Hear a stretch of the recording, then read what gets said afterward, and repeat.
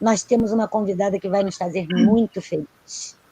E eu queria só, antes de falar um pouquinho dela, e passar a palavra também para o Alan, dizer para vocês que a gente não pode perder a esperança. Nós estamos prestes a alcançar 2,5 milhões de casos. Vocês pensaram nisso, gente?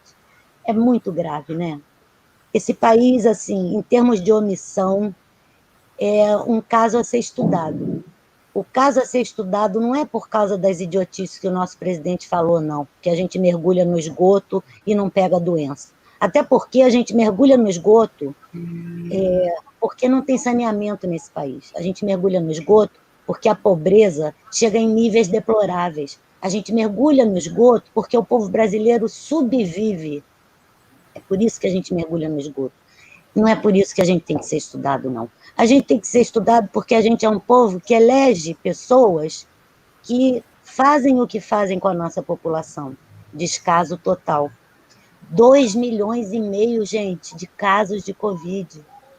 Isso não tem precedentes na nossa história. Aliás, eu acho que em história nenhuma.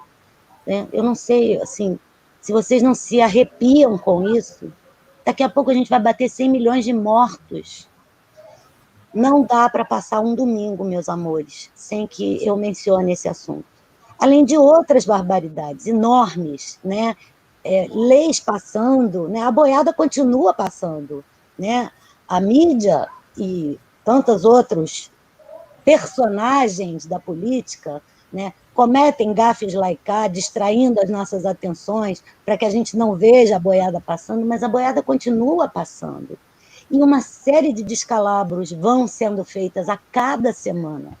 É que a gente não para olhar, até porque a gente fica até aqui, né, tentando respirar de tanta loucura.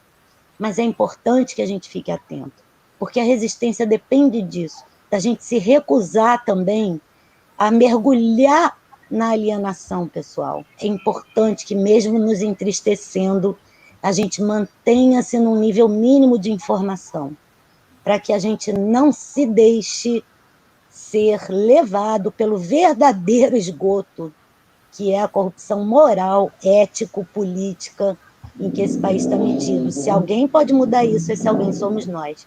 E a nossa juventude, principalmente, né? E esta pessoa que a gente traz aqui para vocês hoje, que tem muito a contar e que tem uma experiência fantástica. Eu disse para vocês, assim, na chamada, vocês sabem o que é inovação pedagógica? Por que eu fiz desse jeito? Porque eu tenho certeza que quando vocês ouvirem a Adriana, vocês vão ver que não sabiam o que era inovação pedagógica. Todo mundo fica pensando, deve ser mais um negócio desse aí de tecnologia, enfiar computador goela abaixo. E a Adriana tem um papel especial no nosso grupão de pesquisa, aquele que a gente fala aqui de vez em quando, o Observatório Intercultural de Inclusão, Interculturalidade e Inovação Pedagógica, porque foi graças a ela que nós inserimos esse tema nesse projeto, que hoje faz um sucesso enorme. E ela vai explicar para vocês o que é isso. Porque eu fui para lá, para o Ceará, conhecê-la, achando que esse negócio de inovação pedagógica era isso. Mais tecnologia. Não vou ficar aqui defendendo esse negócio de trocar professor por máquina. Não era nada disso, quebrei a cara, ainda bem. E a Adriana vai bater um papo com a gente sobre isso. Mas, olha, o papo depende de vocês perguntarem. Né, Alan? Sem dúvida. Ih, eu esqueci de me audiodescrever. Alan vai brigar comigo. É o seguinte. Hoje eu falo muito, desculpa. Hoje eu estou de uma blusinha verde maravilhosa, verde musgo. E para completar, meus brincos famosos, assim, é um brinco assim de madeira, com fundo bege, flores pintadas nele, umas flores rosa com folhas verde musgo também para combinar com a blusa. A minha eventual franja. Esqueci de dizer, eu tenho... Olha, gente, que chique. Eu tenho... Como é que chama isso? Sardas. Pintinhas. Sardas. Olhem aqui que bonitinho, ó. Eu tenho sardinhas, acho que eu nunca falei isso. Eu tenho sardinhas, cabelos ainda mais escuros do que brancos, mas já embranquecendo. Então, é assim que eu estou fisicamente. Atrás de mim, aquele meu quadro peruano, que eu já comentei algumas vezes, é uma tapeçaria com uma mulher atrás, carregando, olhem lá, uma criança nas suas costas, ok? um cordão feito de flores artesanais por uma ex-aluna minha que me deu de presente, 2 fotos do Rio de Janeiro, uma de cada lado meu, mostrando a Baía de Guanabara, uma em que se vê o Cristo Redentor e a outra em que se vê o Morro da Urca e a Bahia mesmo, e acho que é isso por hoje. Alan, é contigo, meu amor. Ô, Mônica, prazerzão, né? Mais um dia, mais um domingo. Estamos aqui hoje recebendo a querida Adriana Campani, queridíssima professora, nossa companheira aí do OIIP. Bom, para todos e todas e todos que nos ouvem, eu sou Alan Damasceno, que junto com Mônica realizamos semanalmente, aos domingos, às 19 horas, esse programa que é o Pan Academia, né? Que Convite 20, e que nós dialogamos sobre temas relacionados à educação com uma aproximação muito especial com o tema da inclusão, porque é algo que nos mobiliza do ponto de vista, né, das nossas investigações, das nossas pesquisas, né? Então, olha, eu sou o Alan, fazendo a minha autodescrição, caso, né, tenhamos aqui a audiência presente, alguém que tem alguma limitação visual. Então, eu sou um homem branco, de 40 anos, barba cerrada preta, já começando a ficar grisalha, mas ainda predominantemente preto, uso óculos, tenho olhos pretos e a armação do óculos hoje é preta. Semana passada eu estava com cinza, hoje é preto. Tenho cabelo curto, castanho escuro, e estou num ambiente que estou com blusa. Hoje eu não estou com uma blusa clara, porque na semana passada parecia que eu era um fantasma. Sabe, Adriana? Minha cabeça estava aqui flutuante. Porque uma blusa clara num fundo claro, falaram, cortaram, né? Ali é um fantasma. Não. Hoje eu estou com uma blusa azul e continuo no mesmo ambiente de sempre, né? Aqui o escritório, que tem uma parede branca ao fundo e aparecem algumas almofadas em tons de cinza, preto, branco, para fazer assim uma composição. Mas, Adriana, novamente, muito obrigado pelo aceite ao convite. Eu e Mônica hoje temos assim a honra mesmo de dialogar com você e vamos agora suscitar a participação dos que nos ouvem. Por favor, daqui a pouco a Adriana vai se apresentar, vai falar um pouco sobre ela, vai se audiodescrever e vocês dialoguem com a gente, porque só tem sentido o Pan Academia, porque nós temos todos e todas e todos vocês conosco. Obrigado, Adriana.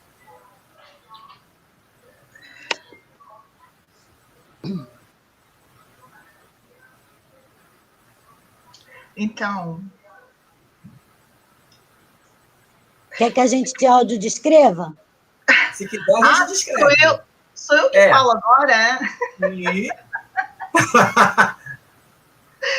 Desculpa, eu achei que vocês iam me autodescrever depois que... Não, a gente faz isso. Não, a gente pode te descrever, não tem problema. Não tem problema nenhum. Então, vamos lá. Vou fazer a audiodescrição da professora Adriana Campani. Ok. Linda. Linda, né? Uma mulher de cabelos longos. Aqui na câmera parece para mim castanho, é isso mesmo? É meio alourado, castanho meio alourado. Castanho alourado, não é isso?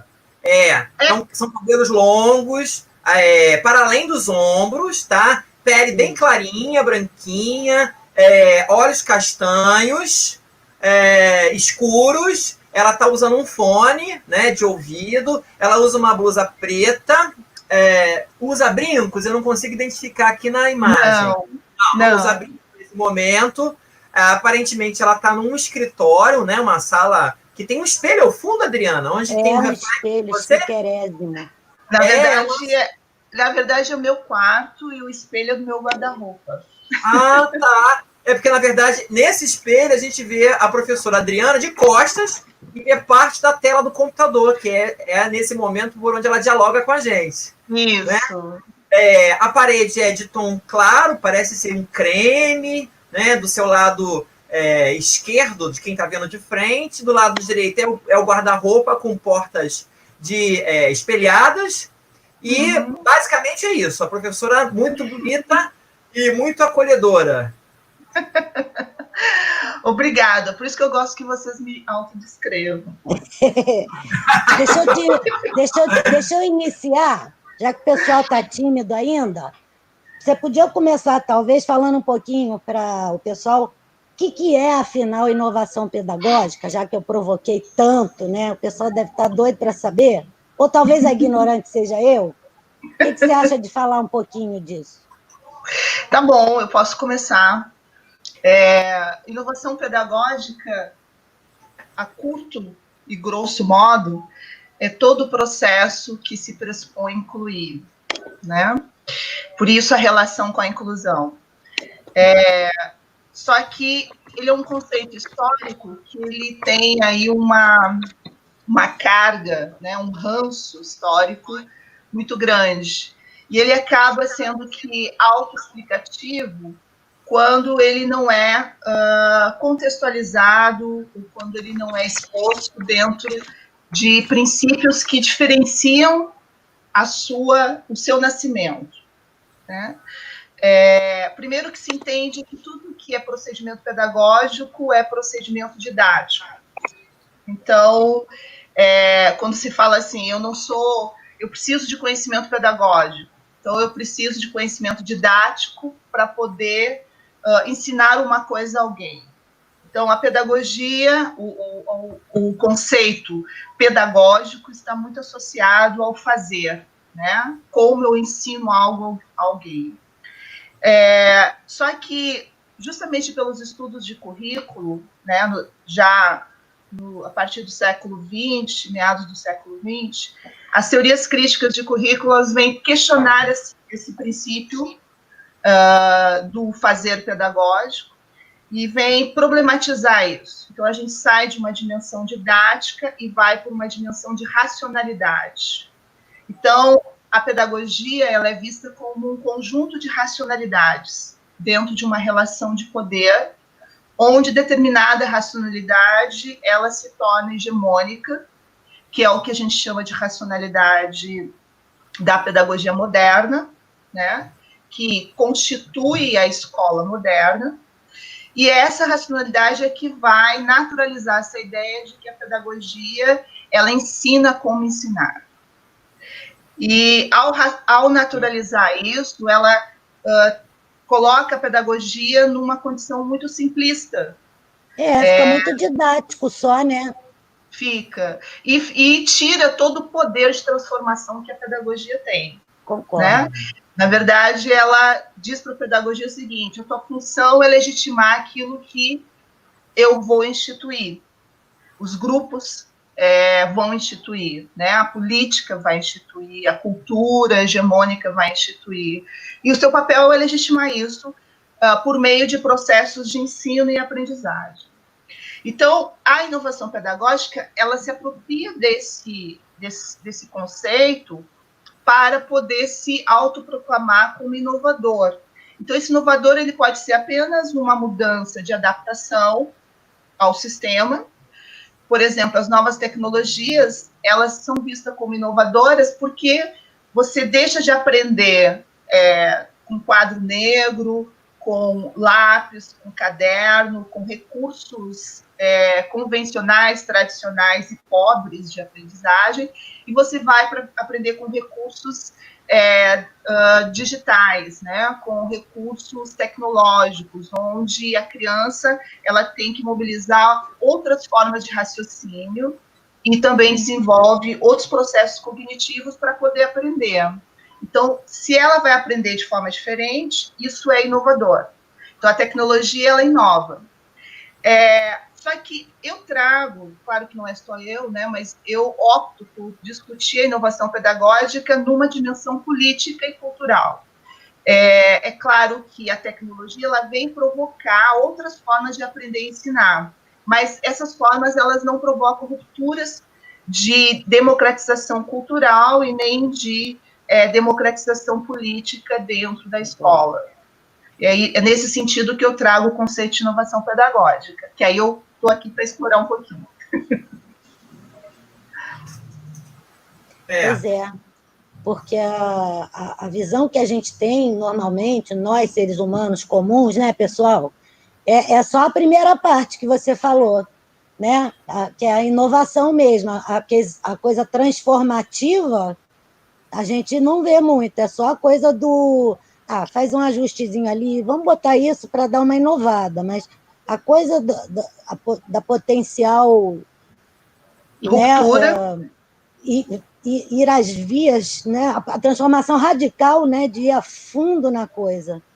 E pensar estrutura, isso a gente nunca liga com inovação, até pela própria palavra, não sei.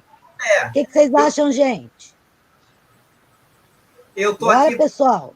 Adriana, eu tô aqui Você já pensando... está na hora de dar bom dia, né? Boa noite, não. Para de boa noite, vamos conversar. Eu tô aqui pensando, Adriana, porque, de fato, a Mônica, quando começa quando ela te apresenta e ela traz a concepção inicial que ela tinha de inovação, é, de fato, a concepção de muitos de nós, né? A gente não sabe o que é inovação e a gente associa de maneira diretiva, direta, à questão tecnológica. Né? Mas você faz pesquisas e você tem referências de que é possível fazer mais do mesmo com as tecnologias, inclusive. O que não seria nada inovador. Ou seja, se você tem novos meios, mas cujos fins são os mesmos, você não tem nada de inovador.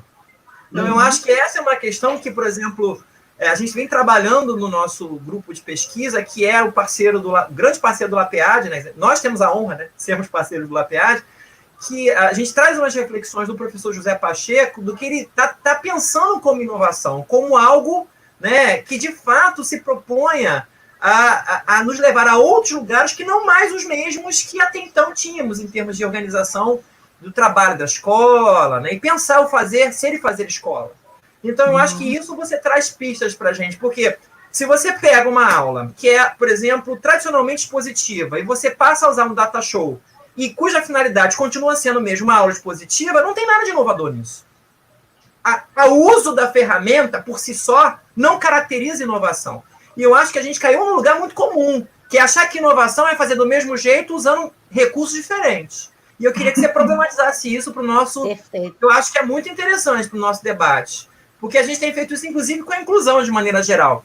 A gente, no final das contas, a gente faz a mesma coisa. Né? Quando a gente faz ajustes na escola, né, que justificam, né, uma organização escolar que se mantém, do ponto de vista das culturas políticas e práticas, né, na sua complexidade e na sua dialeticidade, a mesma, não tem inclusão.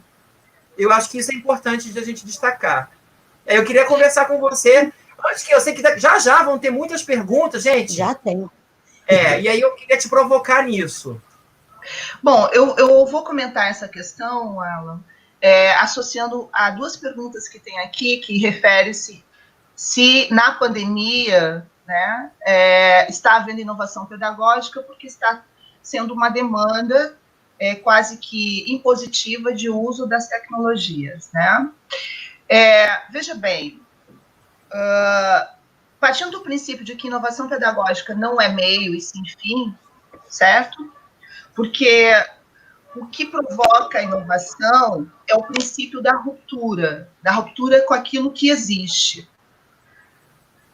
O uso da tecnologia, inclusive, ele não vem para romper com o que existe, ele vem para aprimorar o que existe. Ou seja, aprimorar a aprendizagem, fazer a aprendizagem acontecer. Então, uma realidade como a realidade europeia, por exemplo, eu morei em Portugal um tempo, o efeito da tecnologia na realidade portuguesa, você falou aí do Pacheco, né? O efeito na realidade portuguesa da tecnologia, ele tem um efeito de aprimorar a aprendizagem. Porque hoje nós vivemos numa política que é fazer a aprendizagem acontecer. Isso é um pacto mundial. A aprendizagem tem que acontecer, por isso que se fala em escola da aprendizagem. Então, toda a Europa hoje, todas as escolas europeias, elas são mobilizadas nessa perspectiva. A aprendizagem tem que acontecer. Agora, não se coloca em discussão para que finalidades e de que forma que essa aprendizagem deve acontecer do ponto de vista cultural. Só se coloca em questão de que forma que tem que acontecer do ponto de vista cognitivo, certo? Então, se a preocupação é cognitiva e não cultural, essa política ela vai ter efeitos diferentes nos países, e principalmente em países colonizados e países colonizadores. Então, nós temos que analisar muito isso dentro da nossa realidade. Então, é um olhar de dentro para fora. Não é que eu esteja dizendo que a gente não tenha que inserir a cultura digital dentro das escolas, mas eu estou dizendo que isso não deve ser o princípio inovador. O princípio inovador é o questionamento dessa cultura de aprendizagem que, historicamente, a gente alimenta, certo? Adaptando aos recursos que vão surgindo. E o pior, a gente não consegue nem fazer isso, porque a gente não consegue nem adaptar a novos recursos, porque a pandemia vem mostrar isso, né? A pandemia vem dizer que nós somos analfabetos em relação à aprendizagem por meio das tecnologias. Nós não sabemos, nem professores, nem alunos, nem pais, nem a sociedade de um modo geral. Então, nós estamos aquém, inclusive, dessa política da escola de aprendizagem que a Europa hoje disseminou nos documentos como a Unesco, né, documentos da ONU. Hoje, a agenda da ONU, por exemplo, a agenda que vai até 2030, tem metas para 2030, ela coloca lá no objetivo 4, que é de educação, toda a perspectiva da inclusão, né, a perspectiva de você não deixar nenhum aluno para trás e a perspectiva de que as escolas têm que fazer a aprendizagem acontecer. Mas o que a gente tem que analisar é o que está por trás disso, entendeu? Qual é o propósito desse objetivo? Que aprendizagem se quer favorecer? Eu acho que nós temos que discutir genuinamente que aprendizagem é importante para nós, brasileiros. Estamos no século XXI com um índice de desigualdade social gritante, né? Com culturas massacradas, né? Com um pensamento hegemônico sendo sustentado cada vez mais por processos excludentes, onde a gente está naturalizando, está banalizando a discriminação, né? O sexismo, o feminicídio, a homofobia, a gente banaliza isso.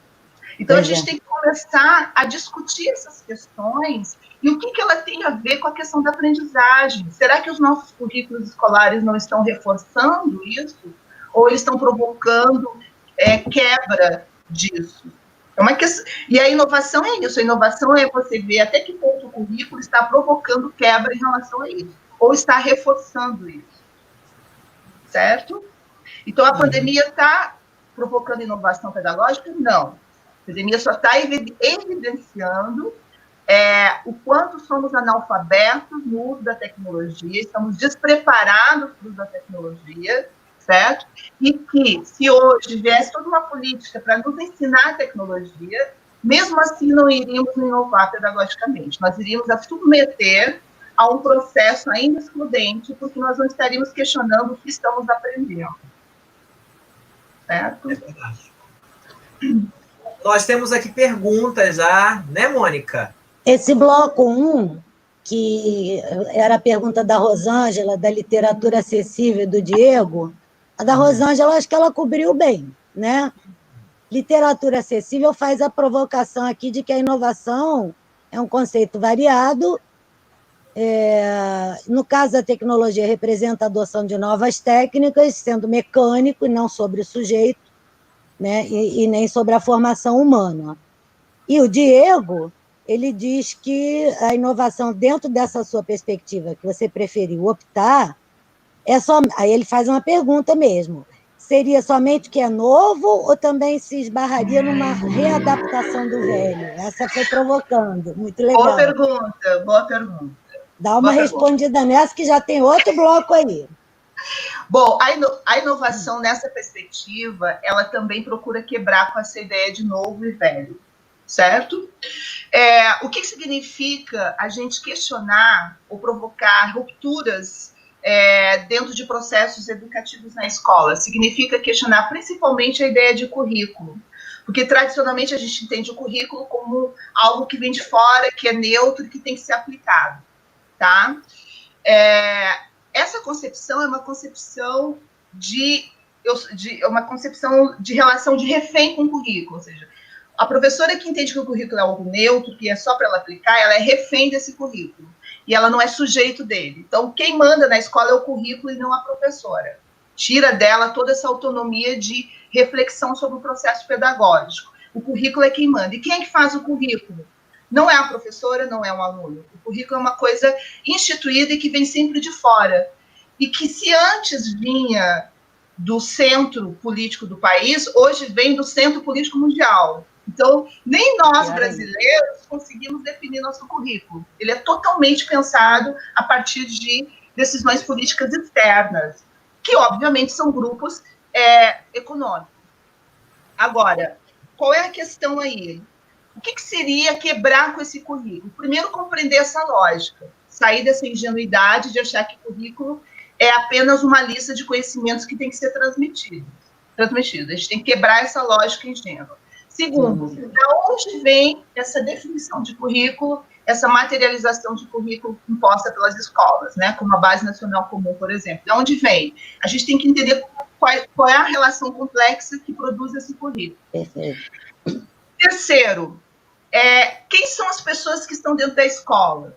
São essas pessoas modernas que pensam o mundo do jeito que a racionalidade desses currículos impostos pensam? Não. São mestiços, pobres, mulheres, discriminados, marginalizados, né? Descendentes de povos tradicionais, são pessoas que estão à margem do centro das decisões. Então, essas pessoas elas não têm nada a ver com esse currículo. Esse currículo é branco, é heteronormativo, ele é sexista, ele é excludente, ele é instrumental, certo? Então, se você tem um currículo nessa linha e você tem as pessoas nessa, o que está acontecendo aí? Está acontecendo que essas pessoas não têm condição de pensar suas formas de aprender, não. Está acontecendo é que esse currículo não permite que essas pessoas aprendam a partir das suas formas de aprender. E aí nós temos muito que aprender com os antepassados. Nós temos muito que aprender com aquilo que a gente chama de velho, que, na verdade, é velho para uma narrativa moderna excludente, mas para o processo de aprendizagem significativa e transformadora não é velho, é o sentido de aprender.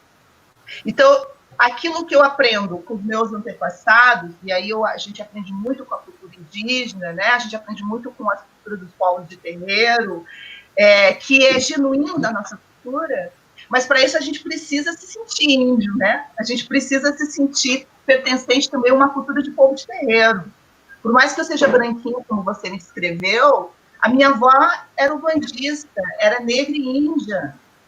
Então, assim, isso para mim é passado do ponto de vista temporal, mas é presente do ponto de vista cultural.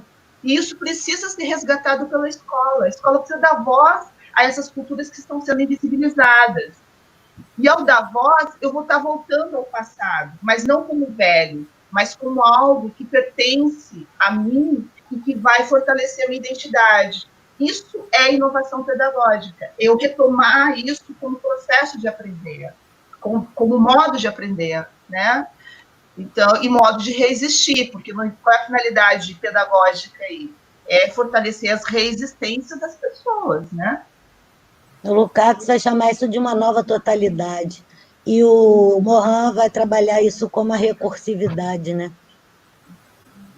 Exatamente. Exatamente. E aí, o Mignolo, o pessoal dos decoloniais aí vão chamar de desobediência epistêmica, né?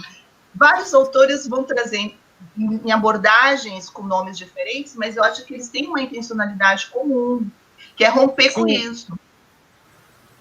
Essa tem sido a preocupação há séculos, né, gente? A gente romper com certas coisas.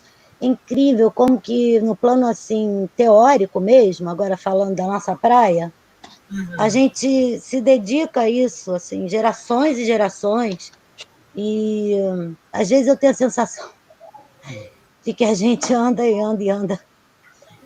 A gente continua fazendo o mesmo papel, né? Os tempos mudam, o discurso muda também, mas a luta é a mesma, de quebrar com as estruturas vigentes, que na sua essência não mudou ainda, que é a essência da hierarquia, que é a essência da hierarquização de relações, de saberes, e isso me faz pensar, por sua vez, como quebrar isso.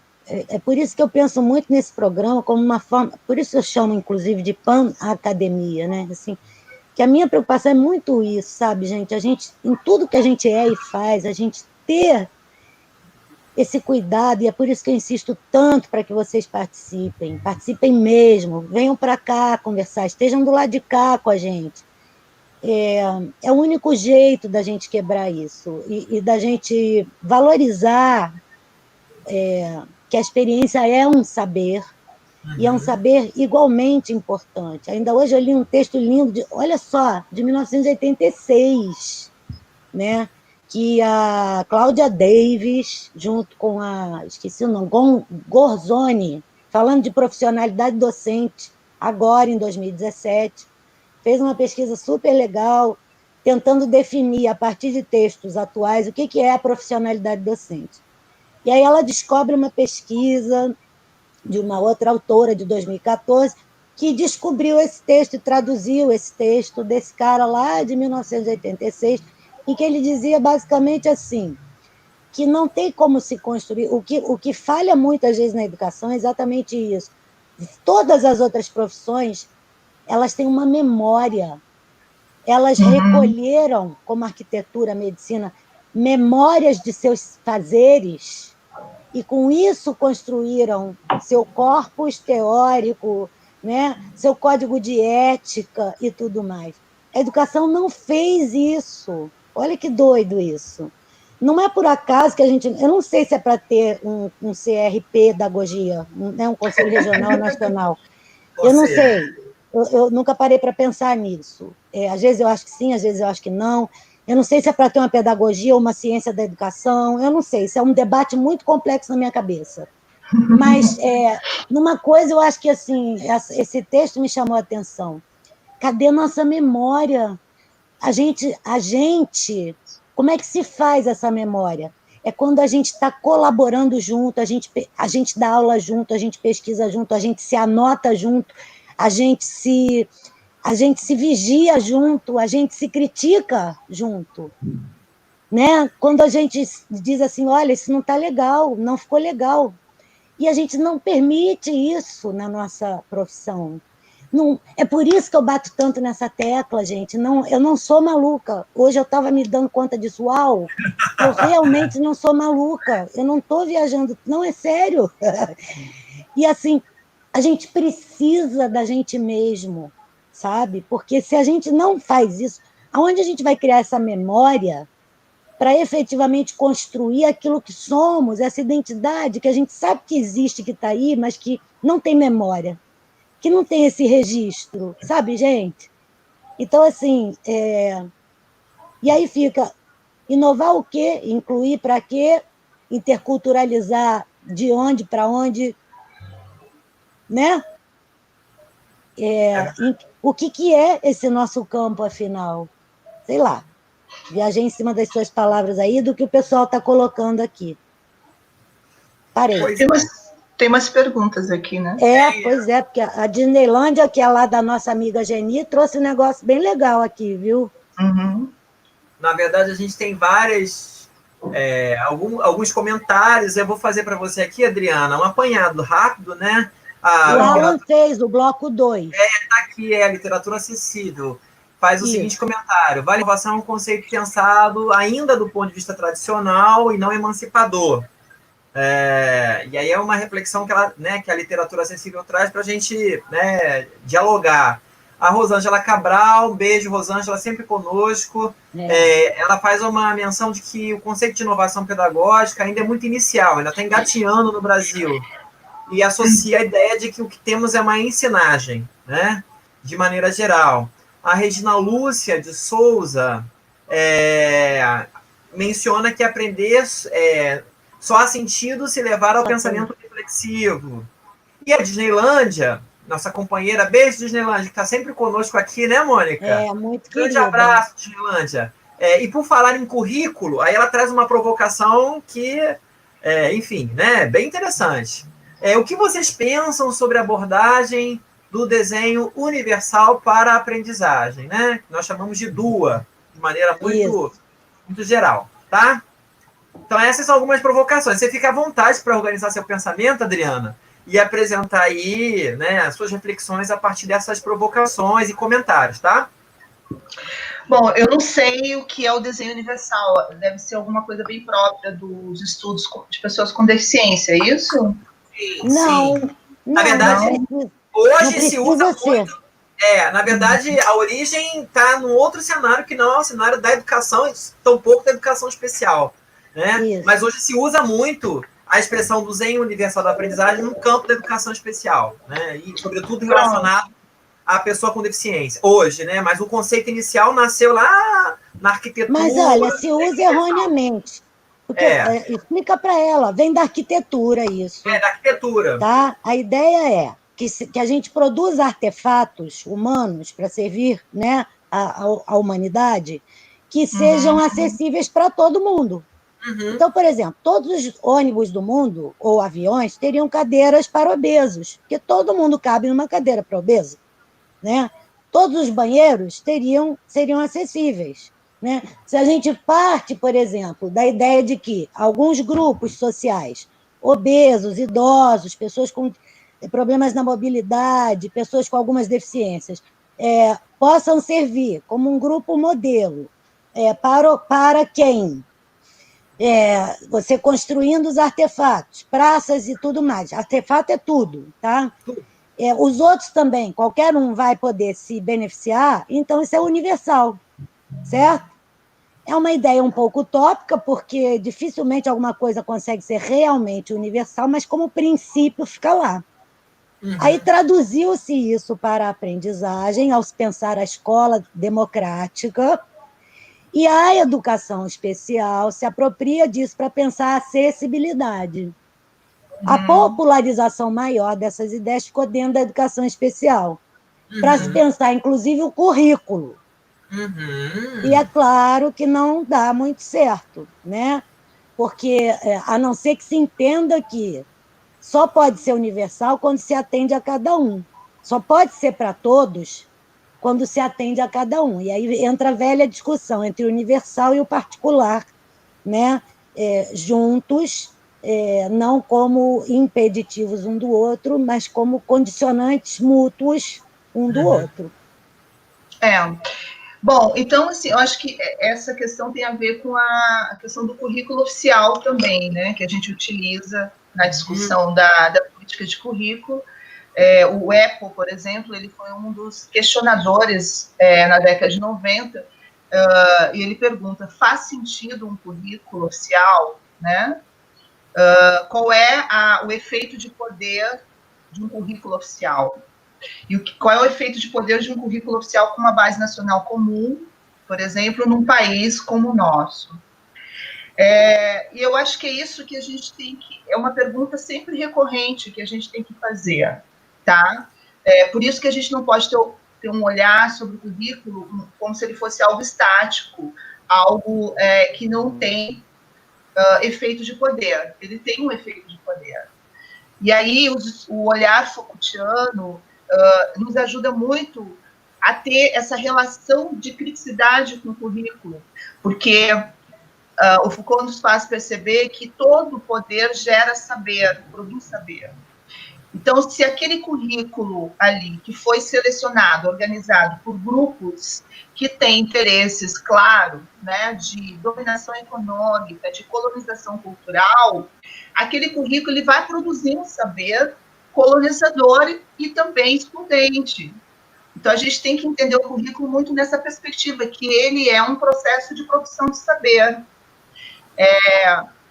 E essa produção de saber está atrelada às relações de poderes que a gente não pode perder de vista de como é que elas se organizam. Só que é interessante que não é um poder estático onde eu tenho que fazer uma tomada de poder. É um poder móvel onde eu tenho que encontrar brechas, fissuras de estar ali dentro também disputando poder. Então, o Foucault nos alerta de que nós somos sujeitos também que disputam poderes. Nós somos oprimidos numa relação de poder, mas essa opressão não nos imobiliza a também buscar espaços e disputar espaços de poder. E aí, Se a gente vai oprimir ou não, vai depender de como o processo discursivo ali vai estar sendo construído. Então, por isso que eu chamo sempre a atenção dos meus alunos que são professores, de que eles não são vítimas do sistema, certo? Eles fazem parte do sistema e eles estão ali ativamente disputando espaços de poder.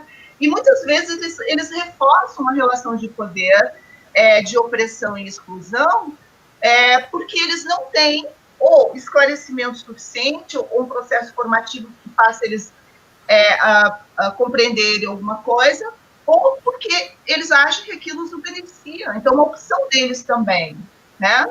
Tanto é que as eleições municipais hoje, elas são totalmente atreladas às decisões dos funcionários públicos que fazem campanha para os prefeitos. E o corpo docente é o principal, que eles chamam aqui de cabo eleitoral, né? Principal cabo eleitoral das eleições municipais. E aí depois eles vêm dizer que eles são excluídos pelos prefeitos. Então, assim, há um paradoxo aí, tá?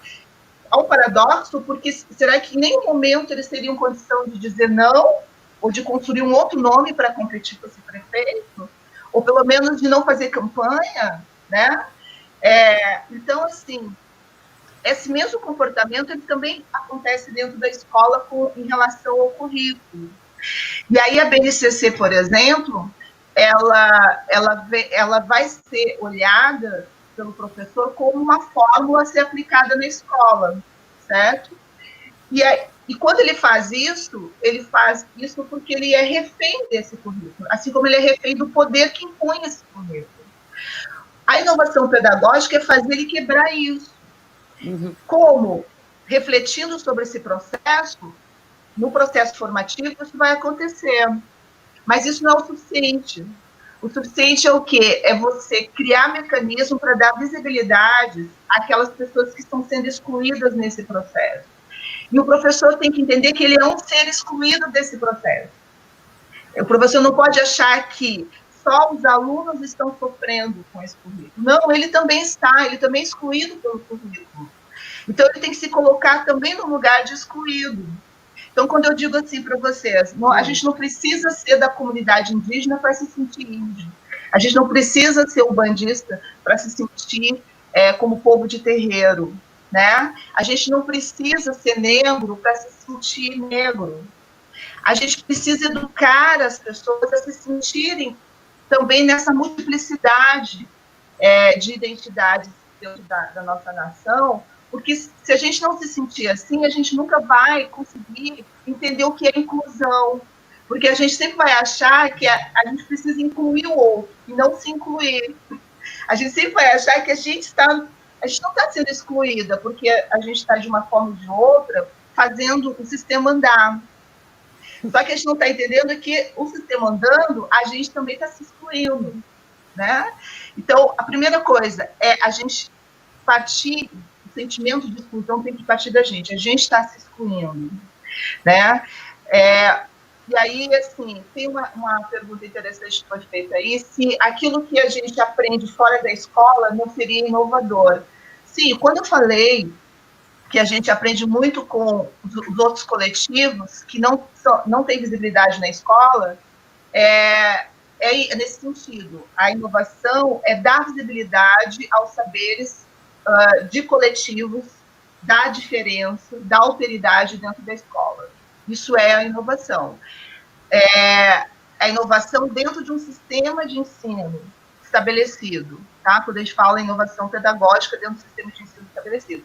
Agora, dentro de cada coletivo também existem processos de inovação pedagógica que estão em disputa. Porque a gente não pode entender que lá no coletivo, por ele estar excluído, que ele é santo, né? Ou que ele é o oprimido ingênuo. Não, ele também está nesse jogo.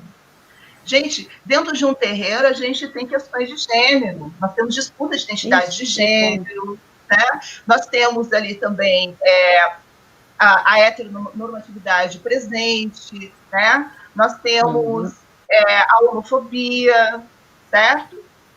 Então, se você tem na sociedade, numa só pessoa, mulher, negra, nordestina, homossexual, de terreiro, você tem aí quantas lutas numa pessoa só, e essa pessoa está na escola, submetida a um currículo branco, heteronormativo, etc, etc. Então, a luta dela não é só dentro da escola, é também na sociedade, no meio familiar, no grupo dela, no coletivo dela. Só que ela também tem que dizer qual é a luta que eu quero para esse momento.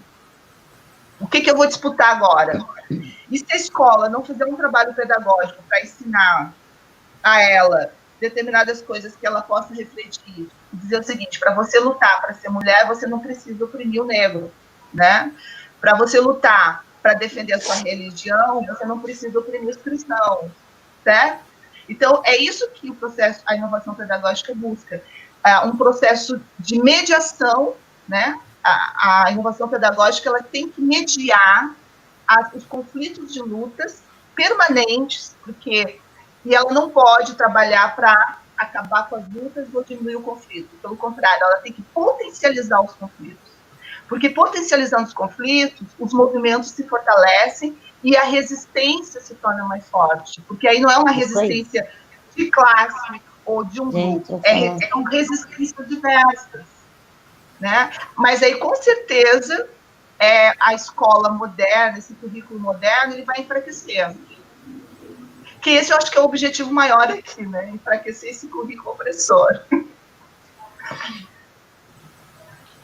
E aí, gente, vocês tem mais um bloco, tem mais um bloco. Vai, Mônica, tem um bloco aí. Bloco 3. Bom, a literatura acessível, pergunto se a Adriana acredita que essa perspectiva de inovação pode ser violenta. Ela é pensada pela burguesia hegemônica que pensa com a ótica da exclusão sem considerar a diversidade, né, nesse sentido.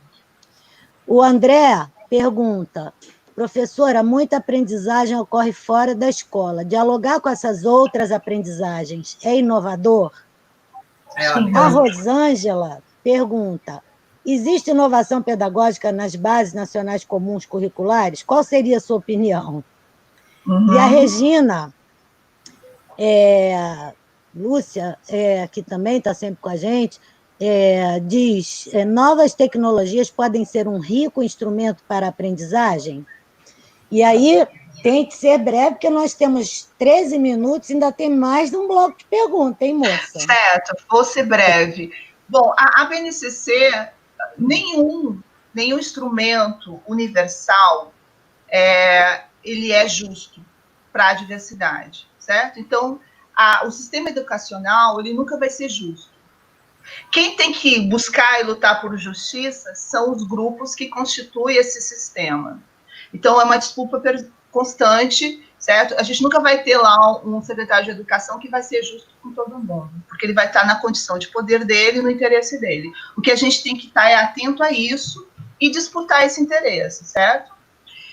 A BNCC, então, ela nunca vai ser justa.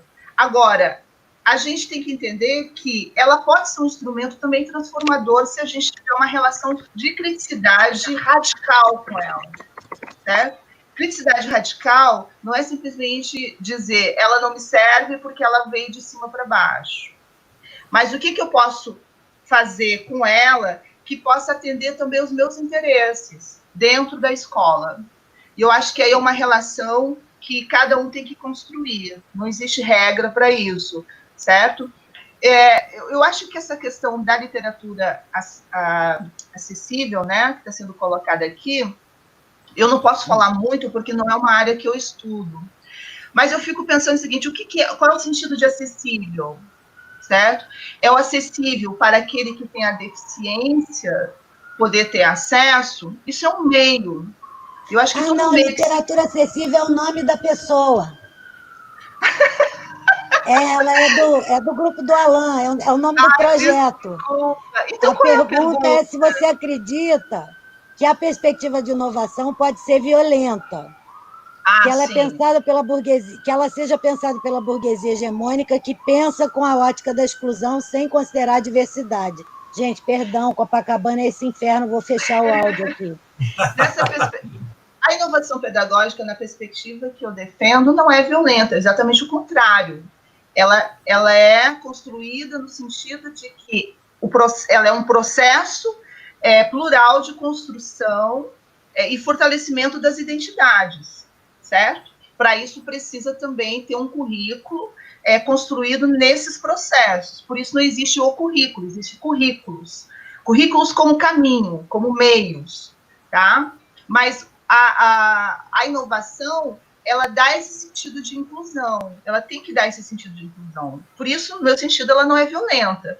Agora, se a gente for trabalhar na perspectiva da inovação trazida pelo discurso do mundo do trabalho, aí sim ela é violenta. Mas aí há uma intencionalidade clara, que não é a inclusão das pessoas, das identidades, das culturas, dos modos de existência. Ali a inclusão para a produtividade. Então, quem produz, fica. Quem não produz, não fica. Então, nós temos que diferenciar um pouco isso. Tá certo? Eu não sei se eu respondi tudo. O André pergunta se a gente dialogar com essas aprendizagens de fora da escola também seria inovador. Nós temos que dialogar. O princípio inovador aqui é justamente dar visibilidade aos saberes. E esses saberes, eles estão na escola, mas a escola invisibiliza. Mas eles estão lá fora. Então, a gente tem que construir processos democráticos dentro da escola, onde esses saberes possam ter visibilidade. E isso é dar voz aos alunos, né? Isso é dar voz aos alunos. Uhum.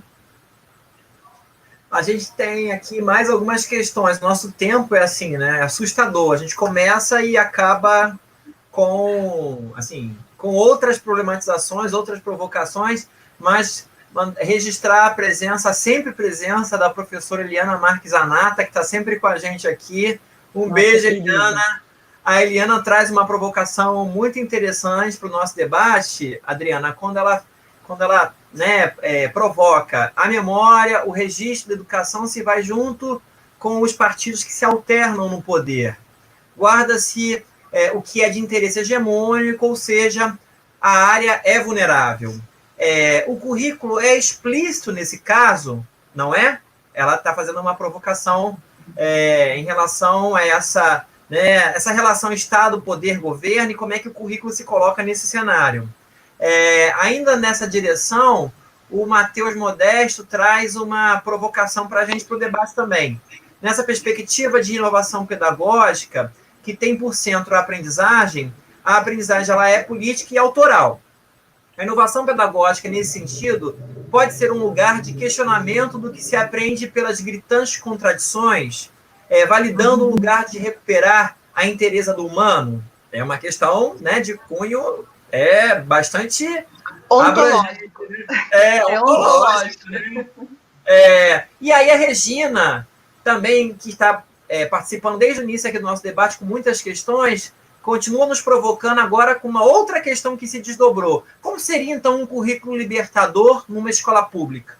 Ui, essa foi na ferida.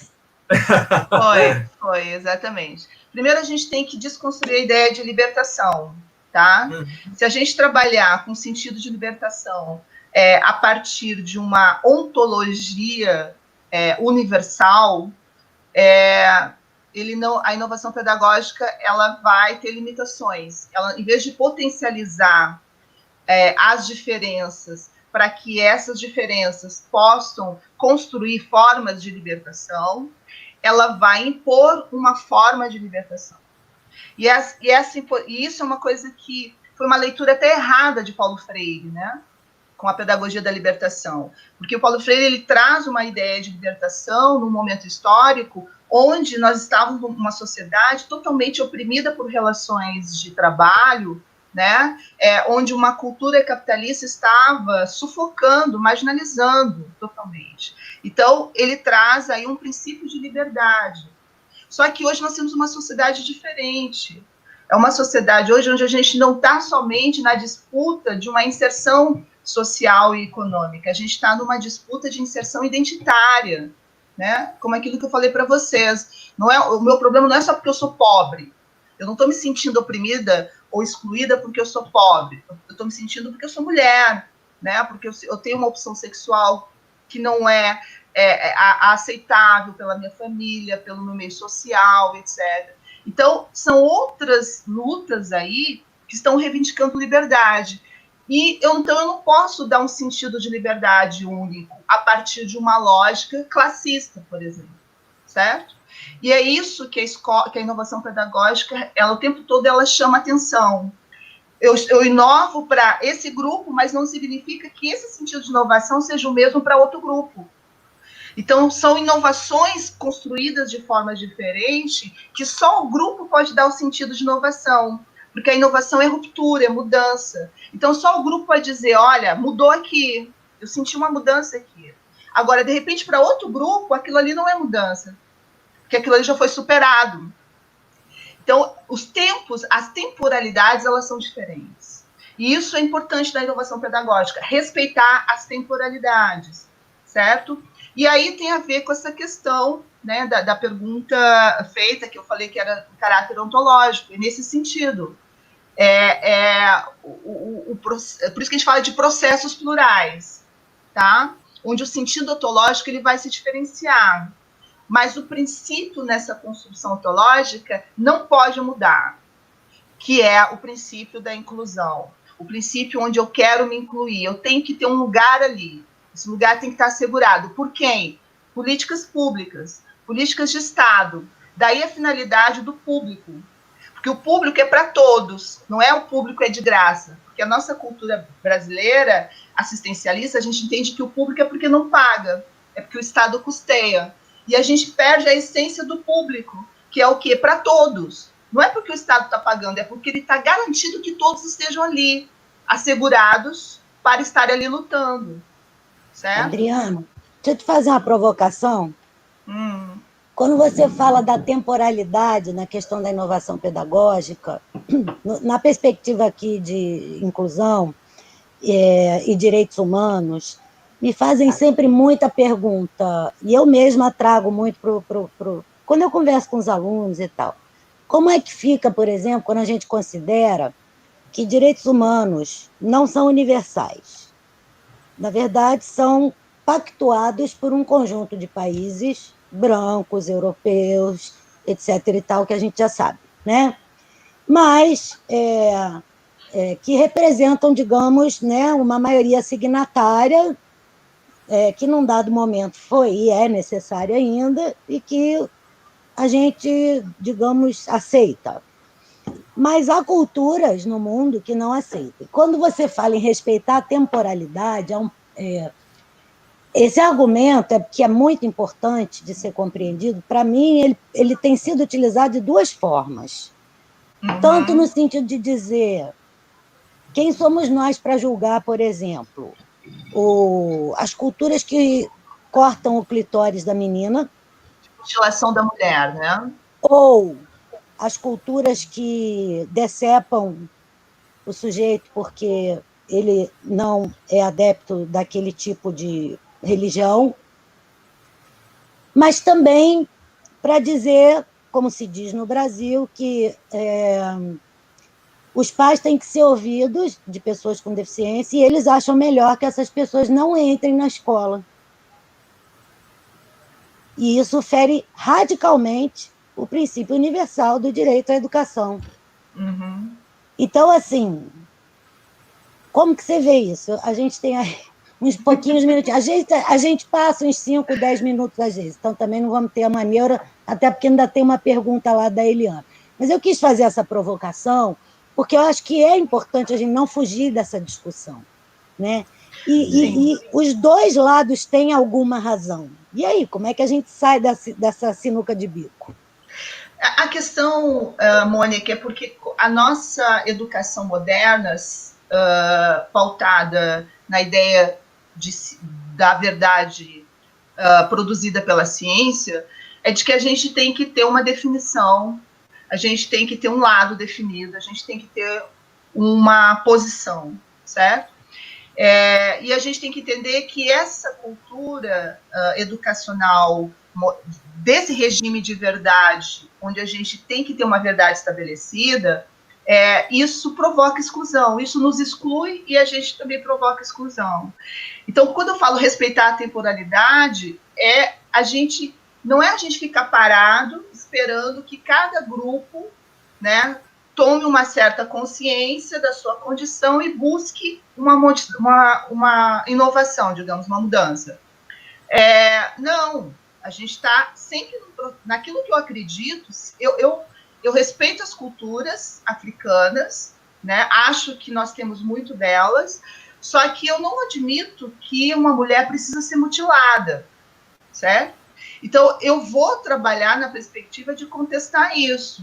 Mas eu não posso dizer que a mulher que é mutilada e defende que a mutilação faz parte da sua identidade cultural, né, do seu compromisso, inclusive, com a ancestralidade, eu não posso julgá-la, eu não posso dizer que ela está errada e que ela que é um absurdo e que vou criminalizá-la por isso, ou criminalizar a cultura dela. Eu tenho que ter essa capacidade de compreensão. Mas eu tenho que continuar lutando discursivamente para que ela em algum momento se convença a lutar diferente, certo? E eu acho que isso se chama processo educativo. Assim como a gente tem que educar as famílias que têm filhos com deficiência e que, de repente, acham que o melhor caminho não é socializá-los, por mais que a gente acredite que é importante socializá-lo, a gente precisa entender que a família precisa ser educada para isso, certo? Em vez de julgá-las. O nosso grande problema é julgar em cima de uma verdade, porque aí a gente se fecha. Eu concordo. Mas aí eu acho que o educar também pode acabar caindo numa coisa um tanto quanto ideológica. Não se as pessoas participarem das decisões educativas. Você educar... Assim, poderiam nos perguntar, então você educaria o Hitler? Não, você faria essa intervenção, assim, a gente tentaria educar o Hitler para não cometer o Holocausto? A gente Vamos não tentar educar o Hitler... Bolsonaro para deixar de ter essa mentalidade genocida, entendeu? Não, mas veja bem... é nesse ponto que chega essa discussão. Certo, mas eu estou trazendo aqui... Mas você entende que uma coisa é você educar um pai, outra coisa é você educar um Bolsonaro. São pessoas diferentes, são condições de poder diferentes. Pois mas o direito humano não é universal? Como é que a gente fica nessa brincadeira? A gente fica respeitando e, ao mesmo tempo, lutando dentro daquilo que a gente acredita. Em algum momento a gente vai enfraquecer o discurso do Bolsonaro, mas certamente a gente não vai enfraquecer porque ele vai aderir ao nosso pensamento, mas porque ele vai perder... Viu, gente? Quem for meu aluno, acho bom vocês estarem ouvindo isso, tá? Que é mais ou menos isso que eu tento dizer também, hein? Se bem que às vezes eu mesmo tenho dificuldade de acreditar, mas é preciso. Porque senão ou a gente vai acabar tendo um pensamento meio fascista, que é o quê? O extermínio do contrário, né? Que é o que eles fazem, né? Assim, é o que eles fazem. Pelo menos esses dois aí. Esses dois causos. Desculpa, gente, eu não resisti. Foi mal. Volta aí, Alan. Onde é que a gente estava, Alan? Então, nós já estamos aí nos 4 minutos. Não, mas a gente tá Alan, nas perguntas, Alan. Não, sim. Não pressiona. Eu só quero registrar que a gente tem mais perguntas e a gente está naqueles 10 minutos adicionais, tá? Então, só para lembrar, porque alguém tem que ficar aqui no controle temporal. E esse papel está me cabendo nesse momento. A gente alterna, eu e Mônica, a gente alterna esse papel. Mas a gente tem algumas questões aqui, mais questões, tá? Que foram apresentadas. Uma pessoa com o sobrenome Reich, R. Reich. Então, inovar não é o que é dado, pensando em termos da política pública, e nos determinam como professor, mas o que cada um faz com o que nos exige enquanto professor? Essa é a pergunta da Regina Reich. Isso. Pronto, eu vou responder rapidamente para você e para outra. Sim, na verdade, a inovação pedagógica é aquilo que a gente faz, certo? Dentro daquilo que nós concebemos como necessário, mas dentro de princípios. Esses princípios eles têm que ser fortalecidos constantemente.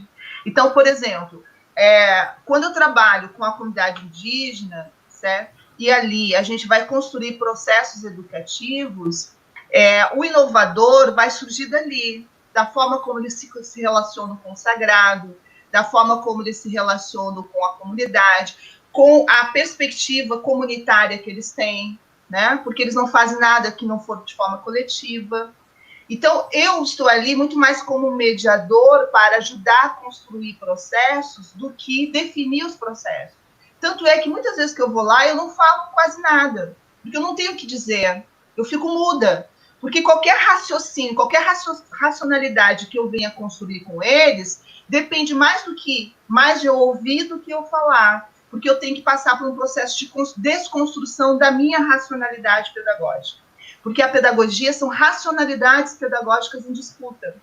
Só que quando eu trabalho no princípio da inclusão, eu me abro para outras racionalidades. E aí, para isso, eu preciso desconstruir as minhas.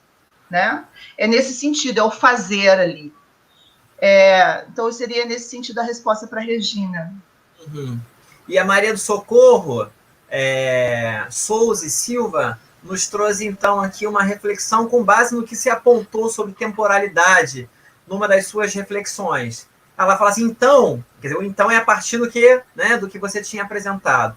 O sentido de temporalidade é construção e reconstrução em um processo diário e permanente? Ela está provocando. É diária, permanente, é processual. Por isso existe sempre a ideia de continuidade e descontinuidade. A ideia de que a gente está voltando. O chamado giro, né? Tem o giro decolonial. O giro decolonial não é a gente voltar para o velho, né? Mas é a gente olhar para processos históricos e formas de existência e resistências históricas e entender que essas formas, elas ainda são presentes, só que elas são invisíveis, são invisibilizadas.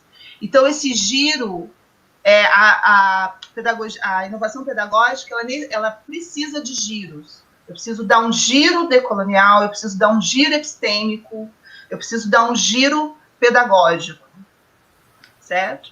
E isso é um processo permanente dentro de cada grupo.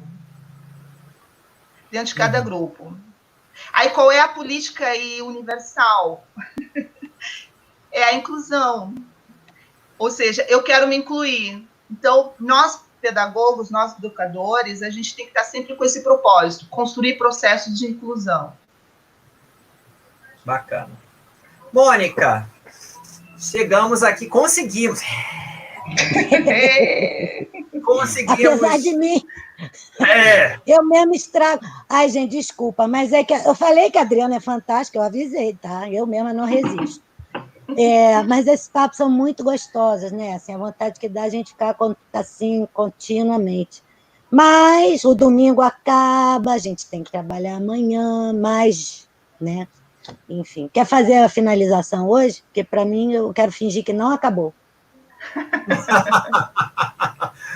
Olha, Adriana Campani, deixa eu só mencionar que eu acho que no início, não sei se nós passamos muito rápido, você é professora da Universidade Estadual do Vale do Acaraú, então você fala diretamente do Ceará. Então, para quem não estava no início, para quem não... Olha que coisa interessante, né? Isso sim é inovação, né? Uma finalidade, olha aqui, mesmo distantes fisicamente, estamos próximos nos nossos diálogos, né? Isso é muito, digamos, revolucionário. Imagina, Ceará e Rio de Janeiro nessa interlocução junto à rede e quiçá o mundo. Deve ter gente de tudo que é canto aí nos assistindo. Alguns logam, né? Aí a gente vê lá o nome, outros só assistem sem logar. Então, a gente sabe que o alcance desse debate é muito maior do que as pessoas que estão nesse momento fazendo perguntas, né? Que devem ter pessoas do mundo inteiro. Mas, Adriana, agradecer muitíssimo a sua presença.